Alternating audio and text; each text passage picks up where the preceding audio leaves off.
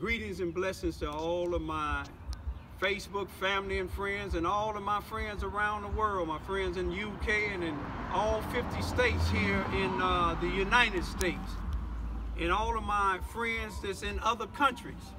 I greet all of you all with the universal greetings of peace and the blessings of God be with you. Tonight is April the 20th, 2018. It's Friday night. The time being about 7:48 p.m. here in Charleston, Missouri. The safest place to me to probably make my lives in YouTube. I'm making one, both of them at the same time, a YouTube video and a live. You all that haven't subscribed to my YouTube videos, all you have to do is Google up Charleston, Missouri activist, or Google up Raymond, R-A-Y-M-O-N-D, I-V-I-V-Y YouTube channel. And all you have to do is push the little thing where it says subscribe. And then there's a little bell there. If you push the little bell, it'll notify you each time I make a YouTube video. I'm coming to you all tonight to just show you how the police department, up under the leadership of Robert Bobby Hearns, is corrupted, and they will lie and they will falsify documents even in their computers. Those of you all that remember, if you haven't, all you have to do is look at my YouTube channel or one of my lives, and my security cameras around my house. It has cameras. Oh, I have 4 that I show you all. Got one on top of the roof that don't be showed, but each one of them, they have the time, the date, even the seconds when something happened around my house, anywhere in the perimeter around my house. On April the 14th, 2018, at about 8:38 a.m., which was last week Saturday, I showed you all where a pit bull came from across the street over here trying to attack me, and I dialed 911 at 8:39 a.m. on April the 14th, 2018, and it didn't go through. So what I did was I dialed the non-emergency number 573-683-3737, and the dispatcher answered, and I told the dispatcher what happened. Now this is what the dispatcher put in their computers.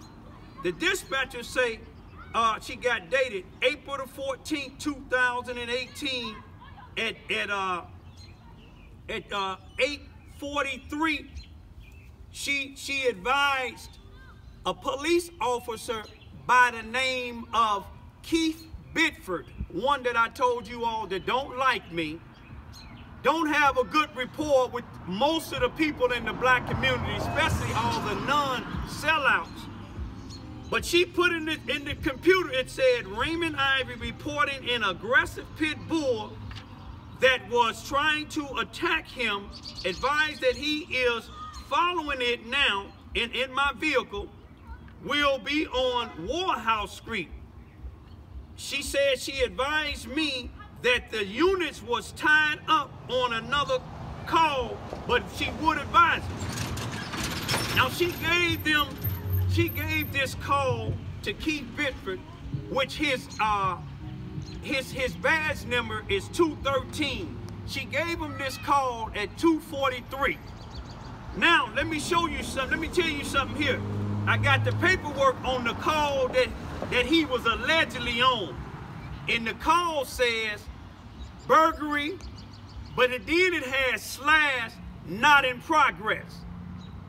And he was given this call at 7:27 a.m.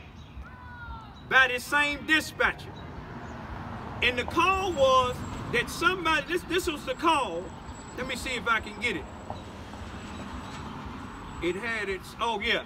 I'm not gonna say the name, but it said somebody from McLean's reporting it appears that the door to the Family Dollar store is busted and the lights are off.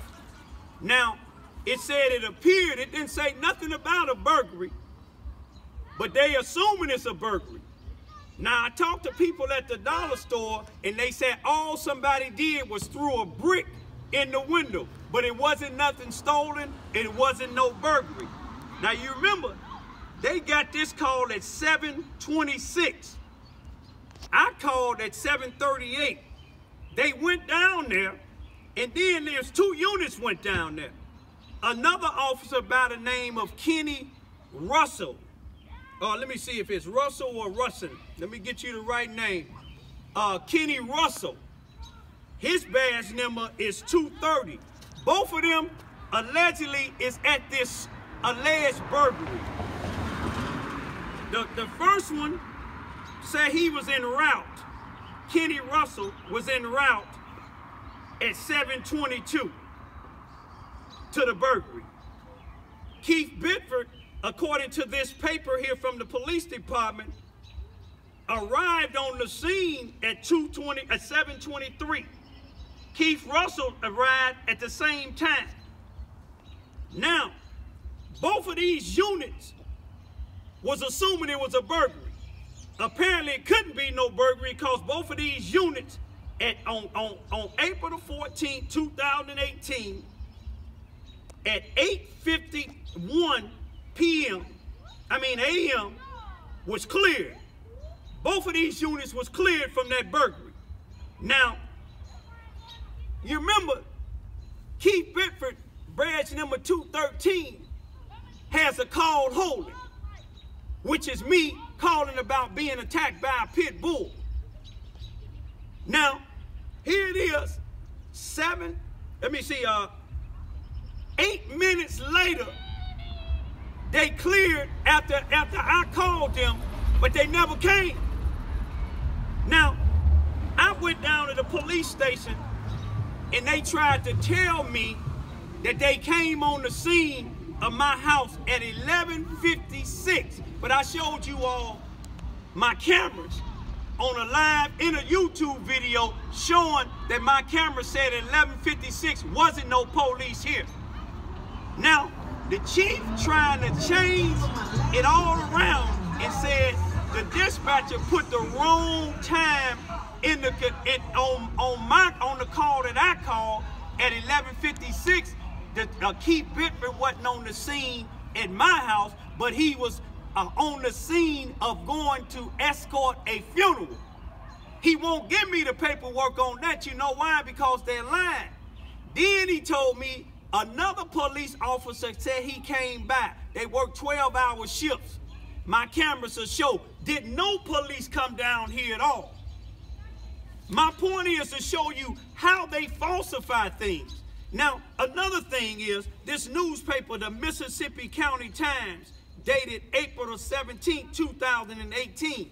It has all the calls, weekly calls, and the newspaper said in the DPS, the Department of Public Safety, they get all the calls that they have for that week. Now, each day on April the 14th, the first call that they got in this newspaper is alleged burglary at the Family Dollar. After that, they have several other ones. Somebody bit by a dog in the same week, on the same day that I called. But 9 times do they have that it was a call of a pit bull attack on Vine Street. The chief's job is to give it to the newspaper, but he didn't. You know why? Because they intentionally disregarded it. They gave me a complaint form to fill out.